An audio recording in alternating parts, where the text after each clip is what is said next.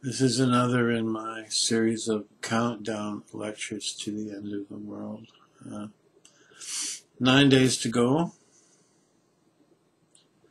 I found something interesting. I'm going to be doing, or I was going to be doing, a series on how to become aware of your own fourth dimension, but since the world's ending, I won't have time to do that.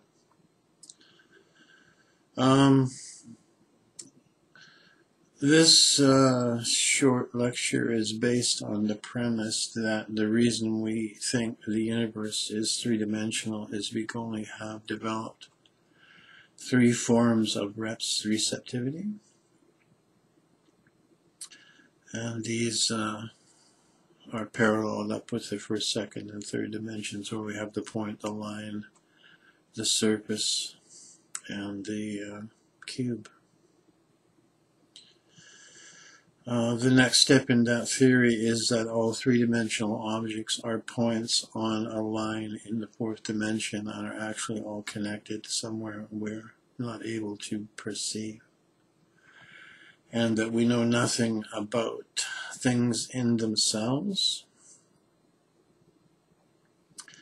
And an analogy would be the bats that come out at night and use sonar to capture insects are probably quite happy with their life and their mode of perception. They know not too much about light, but there could be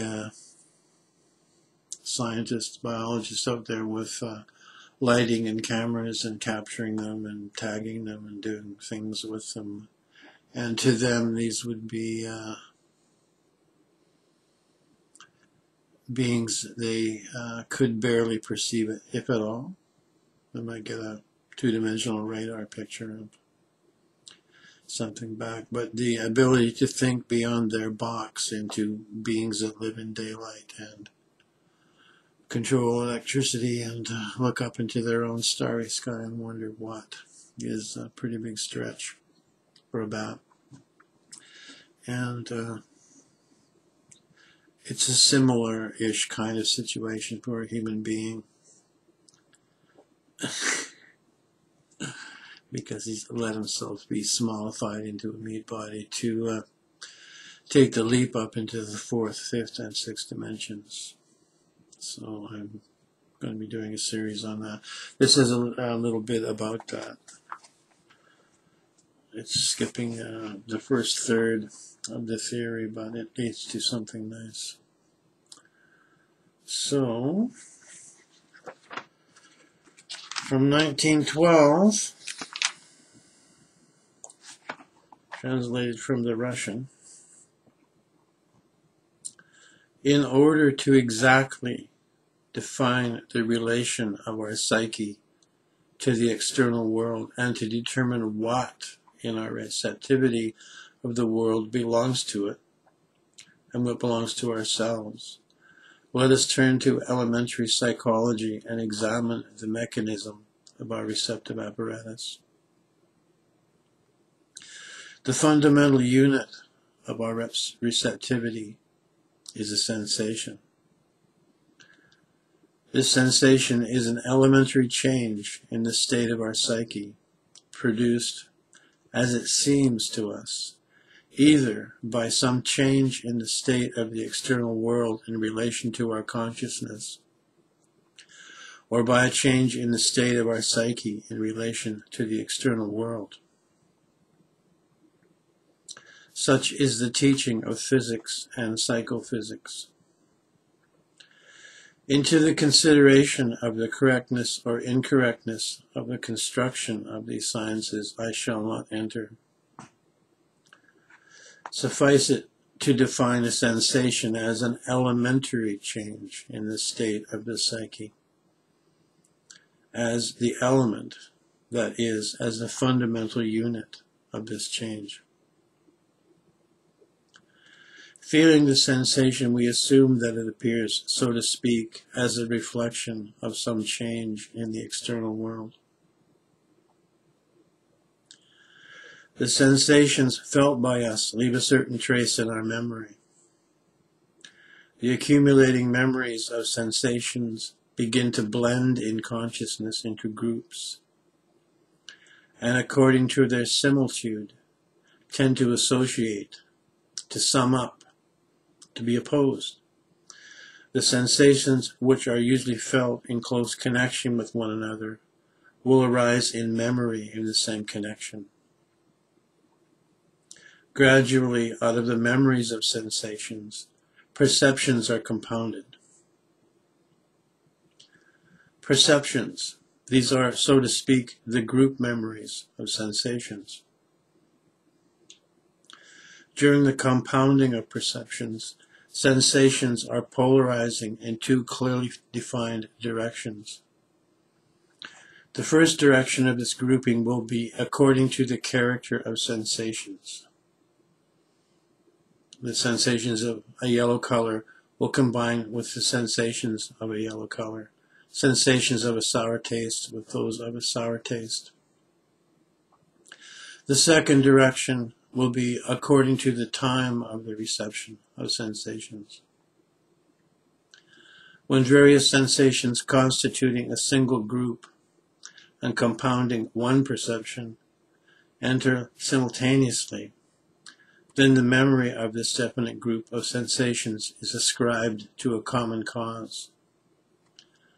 This common cause is projected into the outside world as the object, and it is assumed that the given perception itself reflects the real properties of this object.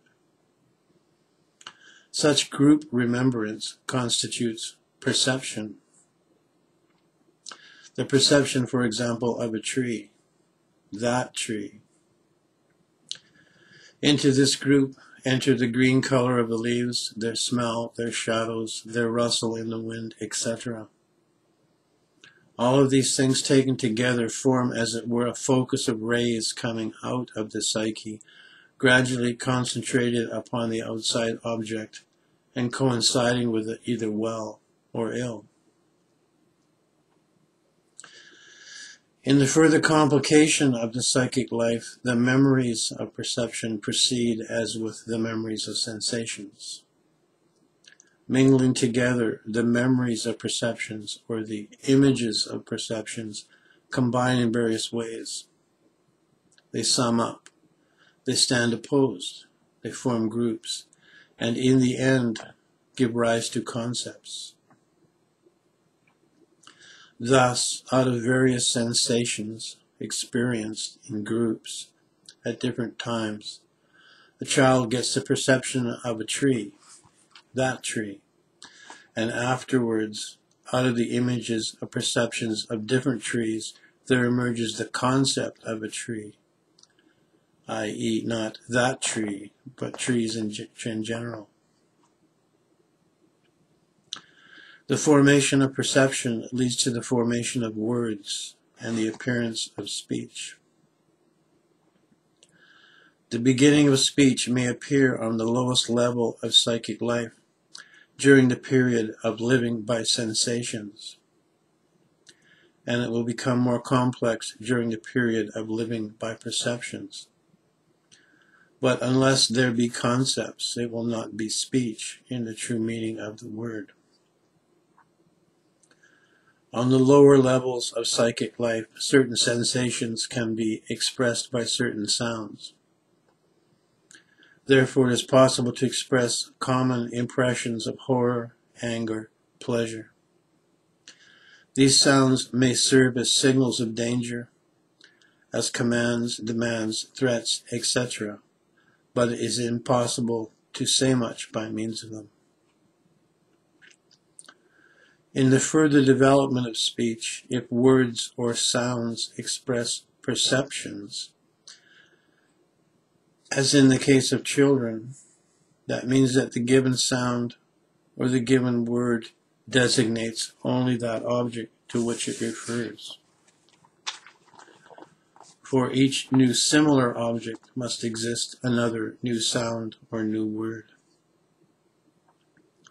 If the speaker designates different objects by one and the same sound or word, it means that in his opinion the objects are the same, or that knowingly he is calling different objects by the same name.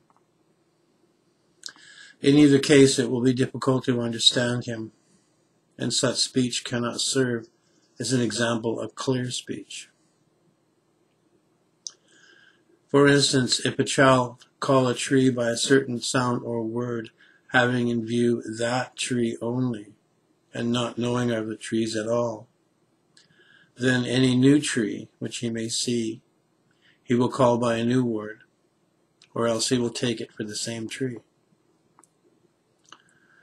The speech in which words correspond to perceptions is, as it were, made up of proper nouns. There are no naming nouns.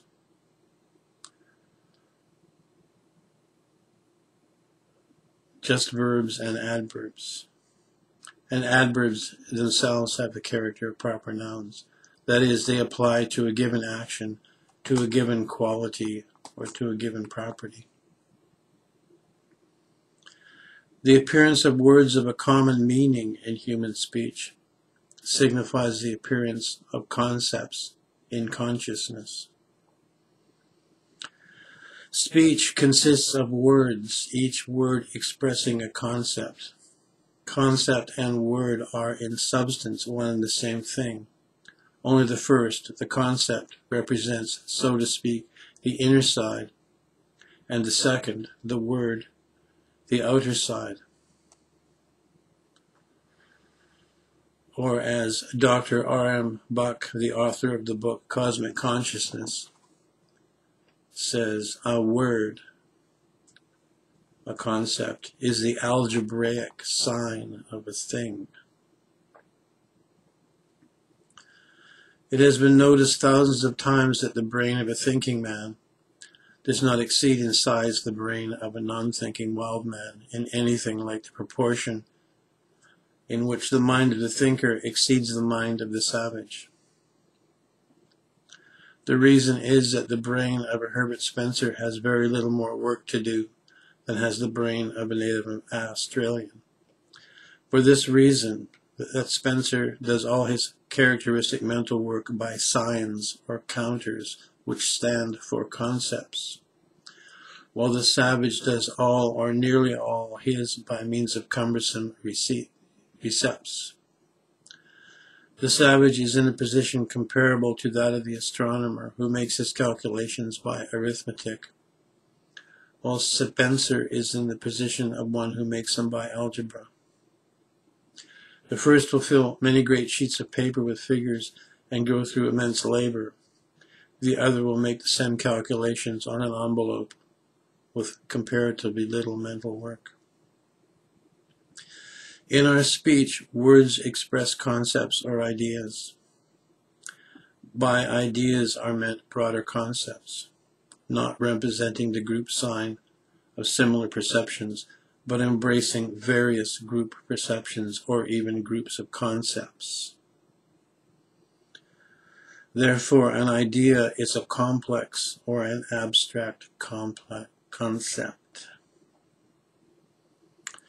In addition to the simple sensation of these sense organs, color, sound, touch, smell, and taste, in addition to the simple emotions of pleasure, pain, joy, anger, surprise, wonder, curiosity, and many others, there is passing through our consciousness a series of complex sensations and higher complex emotions, moral, aesthetic, religious. The content of emotional feelings, even the simplest, to say nothing of the complex, can never be wholly confined to concepts or ideas, and therefore can never be correctly or exactly expressed in words. Words can only allude to it, point to it. The interpretation of emotional feelings and emotional understanding is the problem of art. In combinations of words, in their meaning, their rhythms, their music, the combination of meaning, rhythm, and music in sounds, colors, lines, forms, men are creating a new world. They are attempting therein to express and transmit that which they feel, but which they are unable to express and transmit simply in words, i.e. in concepts. The emotional tones of life, of feelings, are best transmitted by music, but it cannot express concepts or thought. Poetry endeavors to express both music and thought together. The combination of feeling and thought, of high tension, leads to a higher form of psychic life. Thus, in art, we have already the first experiments in a language of the future. Art anticipates a psychic evolution and divines its future forms.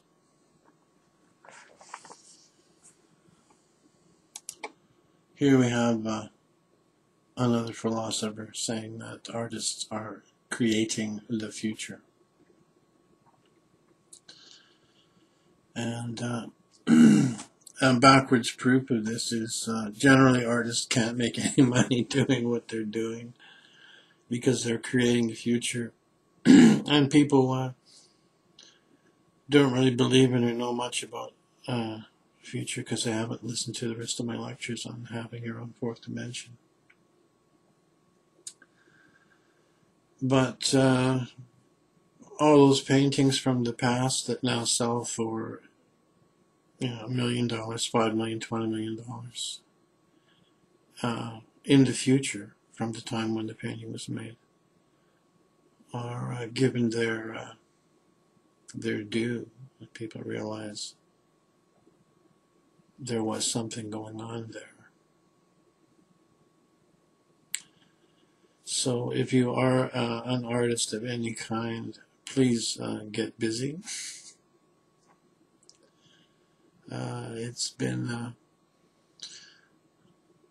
a goal of the New World Order psychopaths to get art out of the culture. They've downgraded the music into electronica. They've taken music programs out of schools. They don't teach and show literature anymore.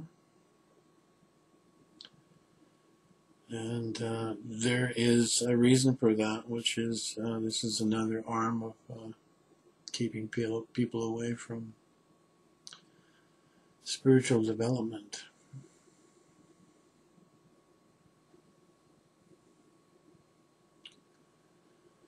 So if you're a singer or a musician or a guy in a band or a painter, if you're a painter, get painting. Most painters aren't painting. I meet painters, they're not painting. Paint every day.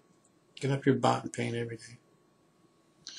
I have a friend who's a painter. He makes $4,000 a day because he does a painting every day. He paints the underpainting in the morning. He finishes up in the afternoon and does that all week. And then he takes them to a gallery, and the gallery owner pays them for him. So, anyone else? Screenwriters, playwrights, poets,